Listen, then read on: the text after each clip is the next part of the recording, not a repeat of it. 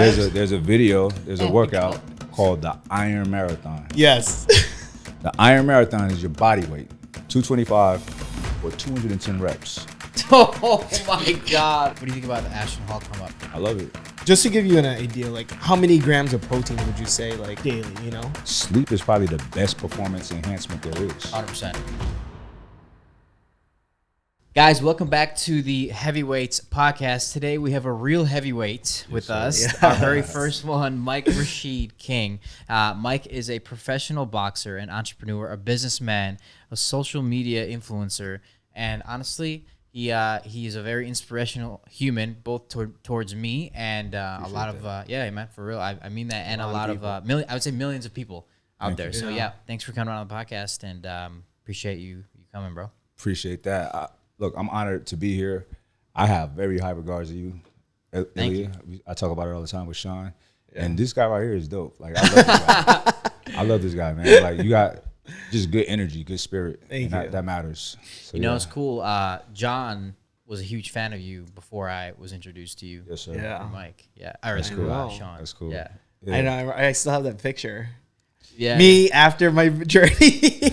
Me before my journey with Mike Rashid. Wait, so did you watch Mike on YouTube? Yeah. Like 10 I'm not, again, this has been showing up lately in my feed for some reason, but like Mike the stuff? CT Fletcher, Mike Rashid era, Right. like they were the hard gym. Like, dude, there's new people now. There's new, I don't know if you've been seeing them, like Hattie. Hattie's like a Instagram, like a influencer, also like a gym influencer. No.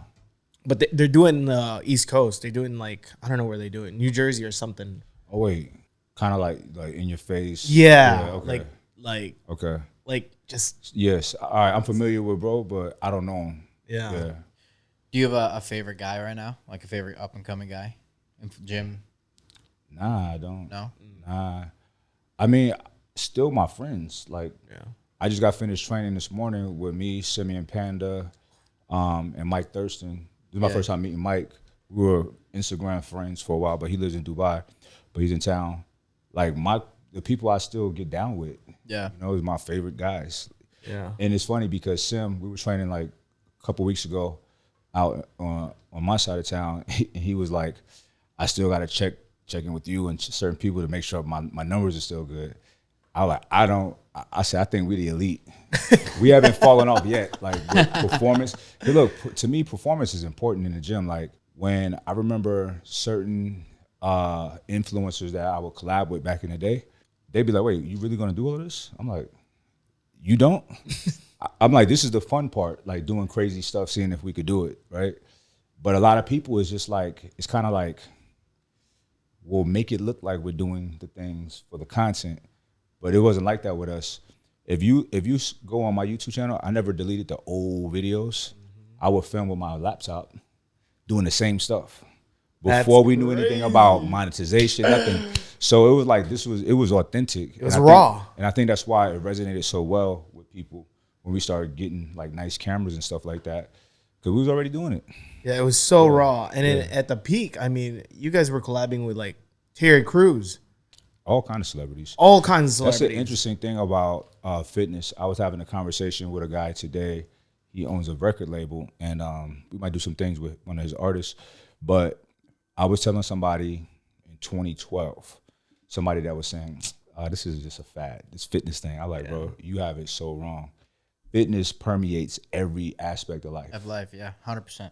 Actors, singers, politics, it don't matter. And I have friends in every sector of society because they, you know, and it's all from fitness, you know. So this is something that everybody benefits from. Yeah, no matter who you are, you benefit from it 100%. Yes, sir. Yeah. Yes, sir. What do you think about the Ashton Hall come up? I love it. It's pretty crazy, man. I love it. You want to know something crazy? Yeah. I looked at his Instagram because he's been doing this for a while now. Like those types of videos, the wake up and the routine. And I looked at his Instagram not even a year ago, it was October like 30th of 2024. Pretty good likes, 30,000 likes, 40,000. That's 50. excellent. It's excellent. Yeah. Right? Not even a year later, Yeah. 1.5, 2, Yeah. 3. Bro, it's insane. I got like one video with 1 million likes. You know what I'm saying? Like, he's consistent with that. So consistent. You know, I have a criticism not of him, but of the people that imitate him. I hate it. It's like you're not gonna blow up doing him. You know what I'm saying? Yeah. He does. It works for him because it looks cool what he's doing. He's refined it. Like you said, he's been doing it over and over and over, and then it just hits. And that's the thing. It's about consistency. But I see the imitations. I'm like, You don't like the imitate. You don't like when people do it, like because it's when they're making fun. whatever they're trying to ride that wave. Right. Even like the oral farming kid. Yeah.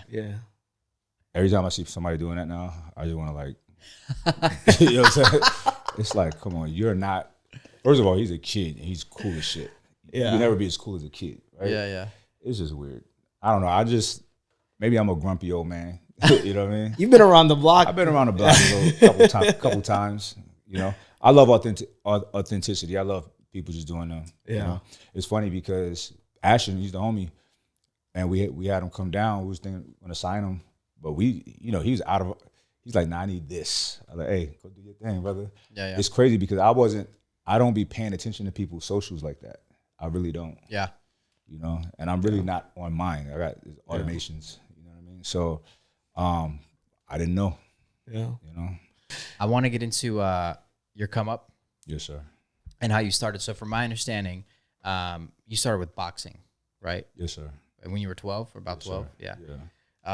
And what got you into ultimately bodybuilding?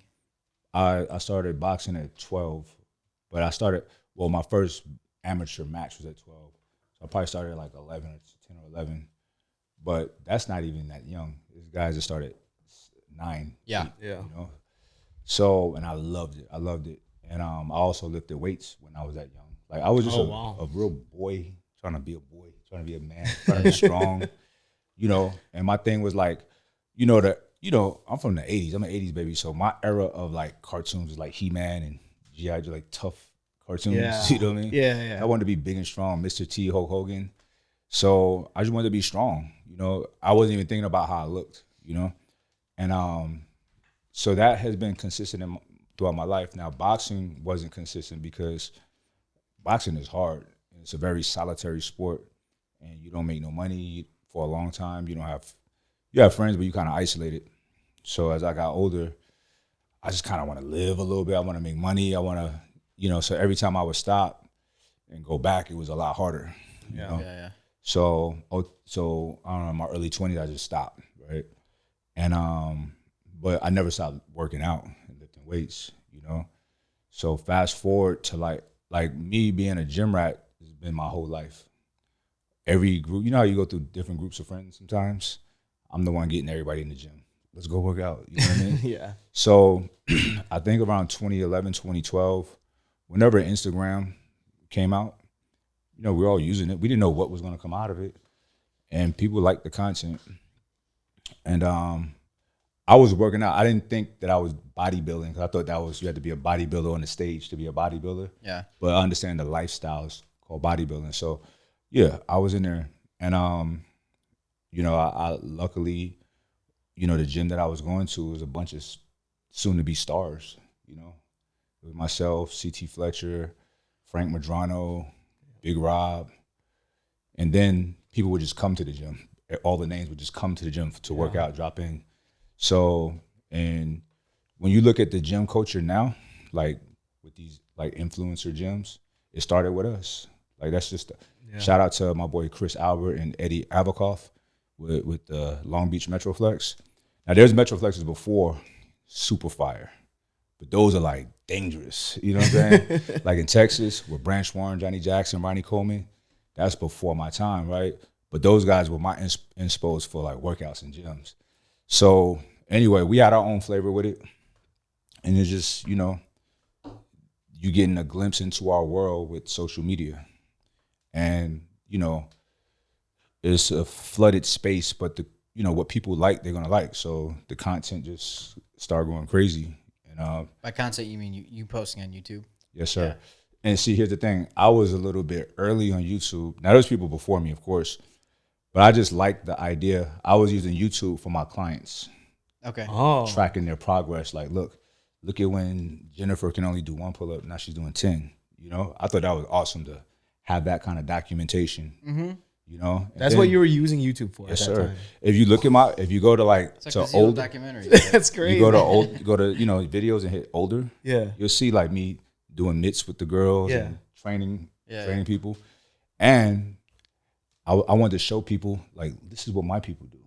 And my thing was like, you can't be a beast if your trainer ain't a beast. Like, what are we talking about, right? So I wanted to show them the real deal. My people, like, I was having girls doing 100 rep squat reps, challenges and stuff like that. The crazy stuff that we was doing, you know? So, and you know, when you're doing stuff like that and you have people you're doing it with, the kind of camaraderie that it builds, it's like going to war with somebody, doing something really difficult with somebody. Yeah. In boxing, when you fight somebody and it's a good fight, y'all become best friends. Y'all done went through some shit together, right? Or your sparring partner. Anything you do that's difficult with people, you kind of bond. Trauma bonding. Yeah, I guess you could say that. So you know, so many wonderful things came out of that. You know, So when did you start YouTube? How old are you? 20, you said? Nah, I don't know. 2011, my first time posting on there, and it was just like me bench pressing or just my clients, and a lot of those videos are still there. So what did you watch? What videos did you watch of Mike? When CT Fletcher would train with Mike. Okay. Yeah, these are I'm talking about like 225 repping. And CT's just like, you're not putting that bar down until you hit fucking 50. No, 50. 200. Oh shit. Wait, what was it? Yeah. You would do 225 200 times? There's a video, there's a workout called the Iron Marathon. Yes. The Iron Marathon is your body weight. I've been 225 forever. 225 for 210 reps. Oh my God. It gets sillier. This is how you do it. It's 225 on. You take it off. 1 rep, rack it. You don't rest. You just rack it and then take it back off. 2 reps, rack it. You know, when you getting fatigued, racking it, it's hard to do. Yeah.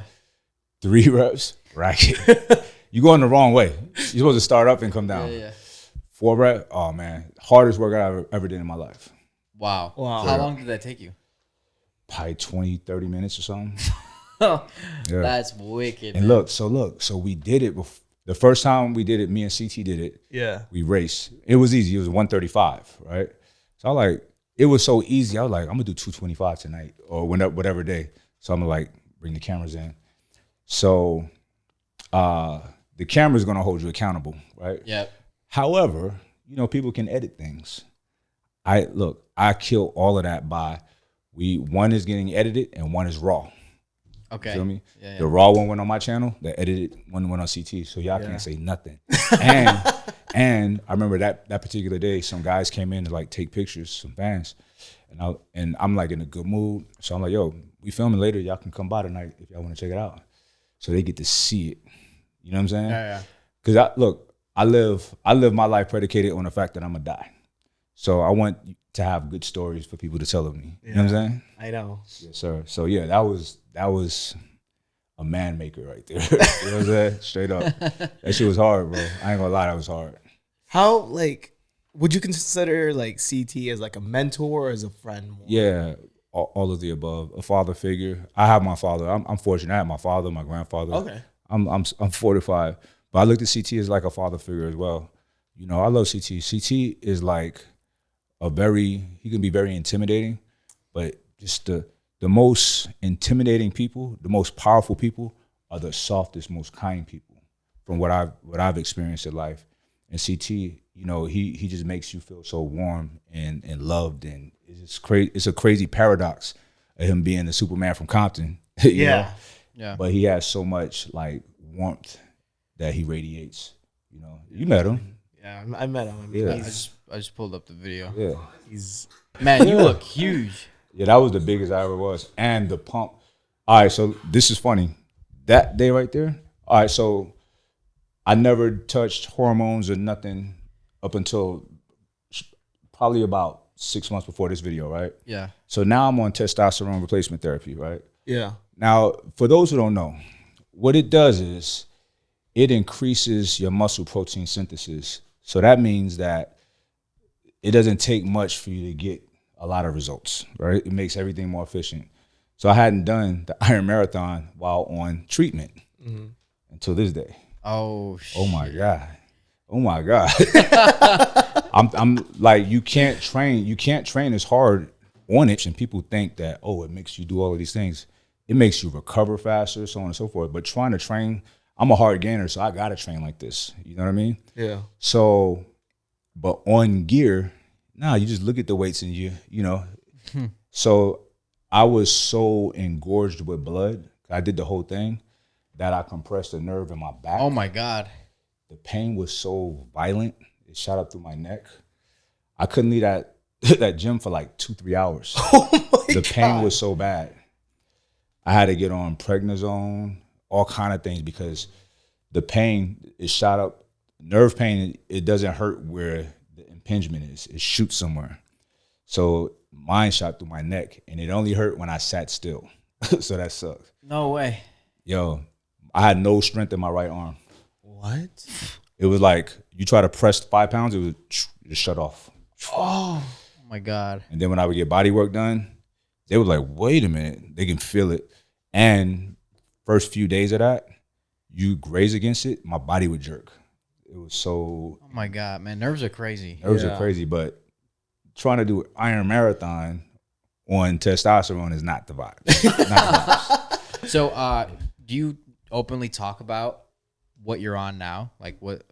Oh, yeah. I'm so like, I have no. Okay. So if you can educate me, that'd actually be great, because I got no idea about steroids. Because obviously, I mean, we're not like you, Mike.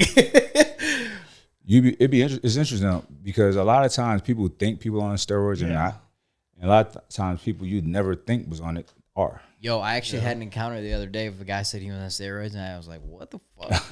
Really? Right. Yeah. Oh, It was really, really weird. So I did treatment from 2014 through to almost 2018, and I'm not on anything now, and you can see I'm not as big as I used to be. But you kept a lot of your mass, though. Yeah, because it's the training. I got friends that's bigger than me, look great, that's never touched anything. Yeah. Matter of fact, I wish I didn't do it because I didn't really need it back then. You know what I mean? Yeah. I mean, Mike, you were pretty big now and back But then. before I ever touched it, I looked more impressive, I think, because I was more disciplined with my eating. Yeah. Because on it, you don't have to be as disciplined to look good. Oh. You know? Right. So it made me a little bit lax on my nutrition. On your diet, yeah. So, but now, like, I'm 48. You know what I'm saying? I'm actually in your 30s, your prime candidate. It's really not an age. It's about your levels and how you feel, right? Yeah. But I think I'm at a point now to where it's time to start getting back, you know? Yeah. Because I want to, like, you know, age gracefully. Look, it has such a negative stigma because people don't know. They don't know anything about it. And like I was doing a podcast like a couple weeks ago, and a lady was like, "Don't people die from that?" I'm like, "No." She told me that people die from it. I'm like, "Well, tell me about this." Yeah. She's like, "Well, I heard." I'm like, "From whom?" Right? And she's like, "Well, this guy." I said, "Does he lift?" She's like, "No." I'm like, you know, especially people that don't do it, don't use it, they have a lot of opinions about it. But you know, the data is out there. You can look it up. Is really, first of all, testosterone, steroids, whatever you want to call it, has been in medicine forever, right?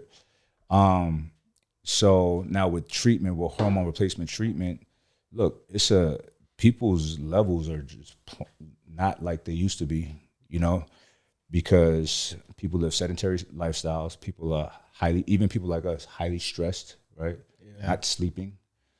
Look, one time, you know, I get my blood checked twice a year. One time, my level was like 100. I'm like, wait. 100? Yeah, but I missed the day I went in. I didn't sleep. So it varies. Like after a workout, you probably up here, right? Yeah. Or after a good night's sleep, Yeah. good meal, good night's sleep, you probably elevated, right? Illy loves his sleep, man. Hey man, That's the best. That's the best. So I feel like I'm on steroids when I get sleep. No, listen. Here's the thing. For real, I'm not joking. If you dig in some of the research, sleep is probably the best performance enhancement there is. 100%.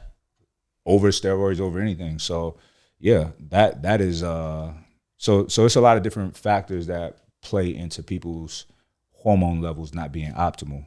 Now here's the thing. My levels are not very high right now, right? But I still feel fine. I still feel good. So but I'm honest with myself. So before I do get treatment, it's a do you need it or do you want it? Right. You know what I mean? So you gotta talk to your doctors about that because you can get the prescription with low levels, but low levels doesn't mean anything. How you feel means everything. Yeah. Your testosterone level, that number is one marker, but you have to look at it in conjunction with so many different things. Yeah. I got friends, like one of my boys, I remember back when mine was just high, his was like 300, and he's more jacked than me, and he felt fine. Yeah, the number is not the end all, you know, and it's not scary. It's not this big spook, and it's not a miracle thing. It's not going to just. You still have to do the work, right? Steroids gonna make people fat because they make you want to eat. You know, increases your appetite. And see, I eat once a day, and I like that. And I know that when I get on treatment, I'll probably have more of an appetite, and I just don't want to get big. You know what I mean? Yeah, I've always thought that was so crazy, man. You eat one time a day. You told me that like 2 years ago. You started posting videos when you in 2011, 2012, yes, sir. Right? And where were you living at the time? Here, California. In Cali. Yeah. So I came to California in 2011, I think. Left in 2014. Came back in 2018. Okay. And you were in Miami? I was in Miami for a while. I was bi-coastal. I was back and forth. And in Miami, you had a gym? Yes, sir. Right? Yes, sir. And was that the same gym as the one that you have now, or is that? That Iron Addict's the same brand. Same brand? Yes, sir. Okay, cool. So that one was mine out there. And what were you doing in Miami? Also, like videos and like what business were you doing in Miami? The business of having a ball, living my best life. You know what I'm saying? All the things I'm doing now, you know, because it's not, you don't really have to be stationary these days for whatever you're doing. So yeah, I can live wherever. You know? I was supposed to be moving to Dubai this summer. Oh wow! But you know, it's like we were talking earlier about the company. You know, we're really trying to scale, and I know that me being so far, it might be my foot might not be on the gas as heavy. Yeah, as being like close to the office and whatnot. So you know, switching gears here. Have you competed in bodybuilding? I have. Yeah. How many shows have you done? 2 or 3. Damn. Something like that. Not much. Yeah. I did it as a dare. As a dare? The first time. That's a good dare, man. And then it was like, oh, boom, one. So all right, do it again. You won your first bodybuilding show. I think I did once or twice or 3 times. I'm not sure, but I stopped because I realized like, yo, what are you doing? Like, what is this? Right? It's like we're lined up, right? And I'm like looking down, and I could hear the guys breathing weird, trying to hold. I'm like, what are you doing? Like, what's wrong with you? And then I'm looking at these judges. I'm like, who are you to? You're not even in shape. Who are you to say anything? And what's the criteria? What are we talking about? You know what I'm saying? How somebody? Yeah, this is not for me. It's stupid. I admire it, but it's not for me. Obviously, the stage is the stage, but I think people admire like the discipline, the consistency, to get to that stage. 100%, 100%. But I seen another side that was just weird, man. It's like very insecure people, you know, and people really like sacrificing their health. You think that's not healthy, that level, right? Yeah. Their health, their relationships, everything. I'm like, what's your desired outcome? Because here's the thing, there's not a lot of money in it, in the competition side. Now, if you're leveraging that side with your training, your online coach, whatever, that's different, but most people are not, right? And they're just chasing a title, and it's like, or people are doing it to stay in shape. I'm like, that's not how you stay in shape. You shouldn't need a show to be in shape. Yeah. I'm cool with you using whatever cheat code you need to be in shape, but just be in shape all the time. Because a lot of those people, look, when I started in all of this, a lot of people that was around then are not around anymore. They look like regular old people, fat. You know what I mean? It's like, damn, bro, what happened to you? So a lot of people doing extreme things and you can't. It's not sustainable. People die. You know what I mean? Yeah. There was people like, I knew women back then like, yo, let's go hang out such and such. And they be like, well, I need a water pill before I go out. I'm like, what? Like a LASIK, right? That is very dangerous. It depletes your water. It's for people who need it, right? It takes water out your organs. It makes you like ripped. Yeah. Healed. But it's not healthy. You know what I'm saying? It's like, come on, that's not even, you're not having fun. You don't feel good, you know? So I just seen so much of it. It's not for me. What % body fat were you at when you were? I don't know. Probably like now. Like I wasn't on that level of like a Phil Heath or the Olympia. You know what I'm saying? Oh, okay. Yeah. So I was eating junk food and doing it. You know what I'm saying? Really? Because I was young. You know, when you're young, you could do anything. Yeah. You know what I'm saying? You could eat anything and be straight. You know. So and that was me. I was cocky with it too. Y'all, look, they be backstage like pumping up. I was like, you should have did that at the gym. Yo, you should have did that. It ain't gonna help you right now. I was like, this ain't gonna help you right now. You gonna cramp up. Yo, they hated me. They hated me, bro. Like when it's time to like go to the front of the stage, like the pose down, they run. I'm not running. I'm gonna walk and and one guy was like, after he's like, man, you kind of aggressive up there. I was like, what am I supposed to do? Yeah. Just, hey, take my spot. Like, come on, man. Yeah. Because y'all come from boxing, like, and that, to me, that's a competition. This is not a competition. Yeah. We just standing here trying to look cute. Yeah. It's a beauty pageant for buff people. You know what I mean? It's not a competition. Yeah. I mean, very different for sure. But look, the Olympia stage, that's a different beast. Very impressive. I never desired to be that big, but I'm very impressed by them. And that's what I prefer to see. Like, I don't want to see, just like steroids in sports. It's going to sound crazy. Everything besides combat sports, I think it should be legalized, right? Because I don't want to see somebody doing something that I can do. If I'm paying you, I want you to be the best. Like, I can't even think about competing with you. You know what I'm saying? So, you know, I don't want to see a bodybuilder I'm bigger than. It's weird. You know what I mean? Yeah. I like, you know, so I want to see them being ferocious. I like that kind of shit. You know what I'm saying? Yeah. I got to see like Phil Heath and Kai Green battle it out. Yeah. That was the last of the era of the greats. I saw that shit. That shit was. Oh, yeah. Look, bro, you see all the guys. They all looked incredible, you know. But when it was them two, big space and everybody else, fucking crazy. Yeah. Like you could not pick a winner. You know what I'm saying? Yeah. Special. I just don't see that nowadays. Nobody got that. Somebody, it'll come along, but it's just not here right now.